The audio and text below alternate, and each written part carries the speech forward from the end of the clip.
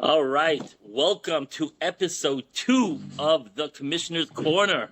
Oh, baby, we got Ezzy here with Yitz.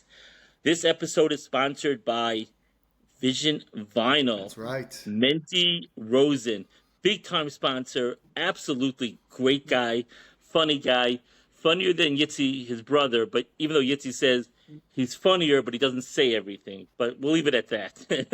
That's right. We love Mendy. What's going on, Yitz? How was Shabbat? How was Shabbos? Shabbos is good. I was back in town, back in Muncie. It's always exciting to go to my shul, Rebbe Roop shul, because I sit basically right between Mendy and Steph. So, Wow. Wow, what a tag team. yeah, if I'm getting chewed out by Steph on the left side, Mendy's laughing it off on the right side, and it's all good. Today we had a fun conversation. Mendy was telling me, he's asking me, is it legal, not legal? He's poaching Uri Adler. He's like, did you see the offer I made him? He's getting Smash House and putting $250 on his page. I said, Uri's not coming to you too. He goes, well, why not? Why not? He goes, I'm going to get Race and I'm going to get my brother. I go, it's not happening, buddy. He goes, but yeah, but can I do it? Is it legal? I'm like, yeah, sure. Mendy, buy him a house. I love it. I love it. I love it. How We're already up to winter meetings. Yeah, Winter it's crazy. meetings with Mendy wants to win. I like the passion. I also met Moshe Rudinsky in shul, and he asked me, he goes, do I have the longest streak of games without making the playoffs? I'm like, you never made the playoffs? He said, no, he's been in the league since 2016. He's never played a playoff game. Wow. Yeah. Wow. Wow. How was your Shabbos? So it's fun. A lot of guys from Israel coming back now. And what's interesting to note is these guys are following our status in Israel. Nice. It was absolutely like they knew about the Smash House, they knew about Pajama Pen Pitcher, they know all the hot that's going on in our league, and they're following us on our status, they're following, which is great. These guys eventually, will come back and play in our league. But it was nice to speak to them and hear that they are following the MSL from Israel. So to me, that was we had something to drink about. I'm waiting for my son to come back. Could use some youth on my team. But anyway, let's get into the crux of MSL. Coming off a big tournament last Sunday, Yeah, a lot of MSL guys were involved. How was your tier? so our tier was great. Tier B, I played in, and it was just very evenly matched. Like I believe any team could have won. But the really great thing is to see how many MSL players are out there, and I can't tell you, I probably had over a handful of people from outside our league, from different areas, saying, "You MSL guys look like you're having a good time." There is a camaraderie amongst our players, a great feel like we all walk by each other, we all know each other, when we play against each other, and it's noticeable. Over 5 people mentioned it to me. He goes, "You MSL guys just seem like a good group of guys and the camaraderie." So that, as commissioners, we should be definitely happy to hear that and see that. So it was like definitely a great tournament, and it was just fun to see everybody. That to me was really Yeah, it. and in Tier A, just going straight to the championship game alone, where my team was in. Unfortunately, I was too tired to pitch. The winning team was captained by Uri Adler, MSL. He had a few guys from Jules by DK, Ira Levine, Moshe Lauer, I think one more, maybe I'm missing. He also had the winning pitcher, Naftali Solomon, MSL. And they beat my team, which was, I would say, 95% MSL guys. So the MSL was heavily represented in the tournament. It was a great tournament. Yossi Rosenberg always does a great job. The real Yossi Rosenberg is not the person who's running the tournament. We get the real Yossi Rosenberg afterwards. We got the angry Yossi Rosenberg during the tournament, but he's great. We love it, and that's the only way to run it. Awesome. So looking forward to more of that next year. Awesome. Let's hop into the week in review from last week before we get into this week's games. So last week, we only had 2 games. Only had 2 games. Monday night, it got rained out, or it got heated out. Sorry, too hot. Remember that. Yeah. And that's Ump's decision, everybody. That's Ump's decision. Yes. It's not. That's the commission. That's the union, and we don't have any real say in that. The ump was actually very nice. He texted me earlier. He goes, "By the way, I'm not going to let you play. I'm just warning you now, but that if I come, you're going to have to pay me that traveler's fee, and maybe it's better not to because I'm not going to let you play over a certain temperature." And I thought that was very nice of him. We treat them well, they treat us well, and it was great. And we wouldn't have been able to play at night. It was way too hot. Yeah. The next night was hot as well, but we did get 2 games in. It was under the heat index. Two exciting Two games. good games. Two good games. Yeah. The first game ended in some, well, Whoa. in some sort of controversy. Maybe you can jump into that a bit. Yeah, so it was a great game because Precision Riders, who haven't had a win all season, was actually in the game. I think it was tied at 6 at one point late in the game. The Who last they inning, play? They played EY. Who are they playing? they play EYG. EYG. EYG. EYG. Yeah. Ellie Gelb looking great, tucked in for the first time in a game, lost a lot of weight. Love to see Ellie Gelb out there. But anyway, so it was 11-8, I think, in the ninth inning, and they had runners on first and second, 1 out. And I forgot the batter, but he hit a pop-up, which is, it's a routine pop-up in most cases. Maybe with some teams it's not. And the umpire called it right away, infield fly. He screamed it out. Sal was out there, yelled it right away. Whether he called it early or not, we could argue. Whether it was routine or not, we could argue. But bottom line, he called it early. And once he called it, hey, you got to know the rules. You got to know if the guy catches it, get back to the base. If he doesn't, you could advance. And the players were in no man's land. It ended up being a double play to end the inning. There were arguments. Someone said, get rid of the infield fly rule. I'm like, maybe we should get rid of the strikeout rule. I don't know. Yeah. It was just sad to see the game end that way, and it all could have been avoided if you knew the rules. Whether the ump made the right call or not, you have to know the rules. Once it's called, get back to the base. And That's it. That's it. So that was that game. The next game was special. It was Jules by DK against Consumer, your team. Great game. That was a great comeback So tell us a victory little bit about it, for. and then I'll add some. That was just a great game. I know, I played that game, played third. That was fun to be back at the hot corner.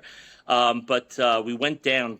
Jules by DK went down 4-0 in the first inning, and I started thinking to myself, our roster wasn't our top roster. So you start thinking this is gonna be one of those 11-3 games. You started already feeling it early on. Started off bad. But I gotta say, Shmuel pitch kept us in the game, and the fielding, we just stayed in the game enough that when it came to the ninth inning, we just had enough in us for Shmuel to hit the walk-off. So Shmuel pitched a great game, held us in it after a rocky first inning, some errors, some just rocky play, but he definitely kept us in the game and then had the big hit to walk it off. Yeah, from my view, I was watching the game the whole time. I had an awesome time. First of all, I lost you. Hello?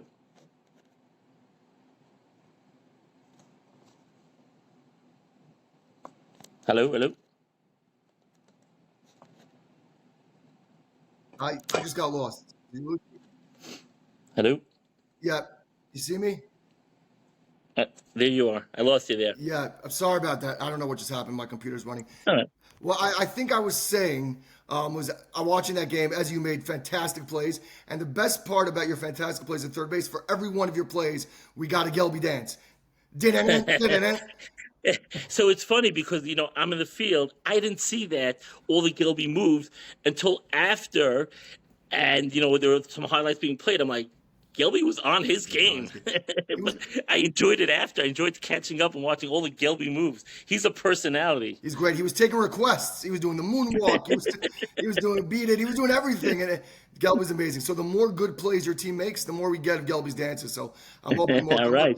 And as you said, Shmuel held you in, and then he had the walk-off base hit down the line for a big win, which kept Jules Badike in first place. Big win.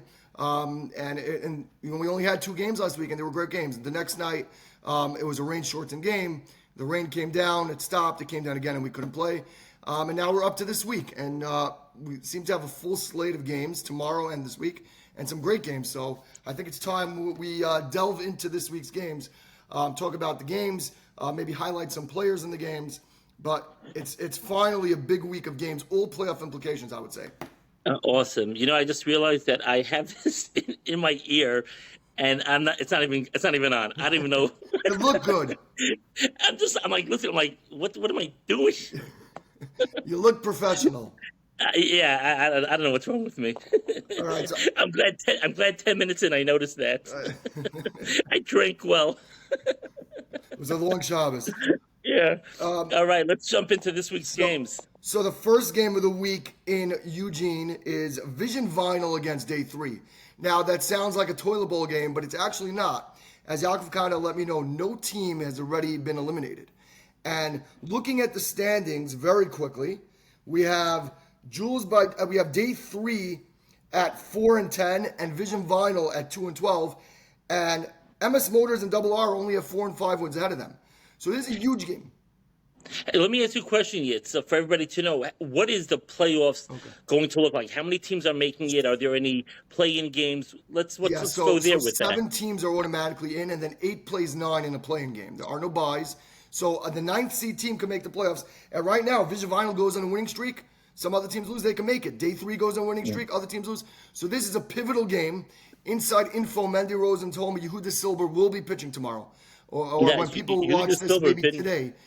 When he's pitching, they're in it. They're in it. Yeah. When Yehuda Silber pitching, he is a top-notch pitcher, so he'll definitely keep them in the game. Yep, and day 3 needs the win in the worst way. So it's a big game. I'm going to be at that game tomorrow. Very big game. At Orchard, the same time, we have a rematch of the walk-off. Wait, hold on a second. I have to stop this. I told Mother Pearl that I'm going to give him a shout-out here. So, Mother Pearl, let's go! Okay, now we can move on. All right, Dovey, you got your shout-out. Next game, the rematch from the walk-off, Jules by DK against Consumer Lighting. I don't know the lineups yet. I don't know anything. Maybe Ezzy wants to share some info. Should be another great game. Are any guys who weren't there the first game going to be back, or they still can't make it? So I believe Avi Kagan is going to be on the mound at Orchard. Yossi Rosenberg is going to be in the lineup. I believe Moshe Lauer is going to be in the lineup tomorrow. So there's definitely some upgrades, some different players definitely playing tomorrow that didn't play last week. In Orchard, you never know what you're getting. We've all played in Orchard enough to know who knows. For sure. I think Dovey Rosenberg will be back for Consumer. I know they were missing him last week. Playoff MVP last year, so that's a big loss. They get him back, I assume, for tomorrow. And by the way, just a quick note on Yossi. Yossi's in Atlantic Beach now, and he actually has a doubleheader in another league locally there. Instead, he said, I'd rather come up and play in Teaneck and then in Muncie than play in those leagues. So Yossi's making a try. Yeah. Wow. So good. We love to see. He's really coming up. He's hoping to pop one over the fence. That's what he's coming up for. Exactly. That batting average is going to go way up there, hopefully, for him. He looked at the schedule. He goes, at Orchard, I can help my batting average. I can put some stats up there. Yeah. We love Yossi. Let's jump up. So the only, I think, mismatch on paper tomorrow is EYG, 6 o'clock, EYG against Precision Riders in Eugene. Now, it's a mismatch on paper, but Precision has been playing better. King is pitching now, and he's solidified the pitching a little bit on that team. I do like that because at one point they were just running another pitcher out every night. Teams, in order to find some consistency, your fielding has to be consistent. You have to have your shortstop. I see, Stillman has been their shortstop. They brought up a guy, Davidowitz, coming up from Queens. He's been at third base for them. King has been their pitcher. Very important to keep the fielding, keep your pitcher consistent. That's how you know exactly when you're in the field. You know what's going on. It just, that always helps. They've been playing better. Zach Eisenberger's making a late run for utility man or second base Gold Glove. He's been playing great. Yeah, he's always solid. A huge game in Orchard Hill. Huge game for Ellie Race's batting average. Cobra Rentals against Camp Maroctum. Now, they were supposed to play on Monday. No, I don't know if they were. Maybe. But anyway, Cobra Rentals, Simcha Kornbluth, they need to win. They have 6 wins on the year, but their schedule gets hard now. I looked at the schedule. They got RSK twice, MJ twice, Maroctum. Now they're playing in Orchard. So as you said before, it neutralizes. It balances everything out. Yeah. The ultimate equalizer. Cobra Rentals needs this win. Will they get it? Cobra Rentals. I'm going to throw it up. I know we're not. We'll discuss players next week. We'll get more into players who are standing out. But I'm just going to throw this out there. There's a player in that team that goes unnoticed. Nussin Goldstein. Yeah, center field. Solid player. Top-notch player, top-tier player. I think he has like 12 runs, 12 ribbies. That's my last. When I looked at their stats, he was batting like close to 500. He's a really, really good player. Yeah, so I just wanted to throw that. Yankee Banish having a good year for them. Yeah. Margolis, what's his name? Margolis.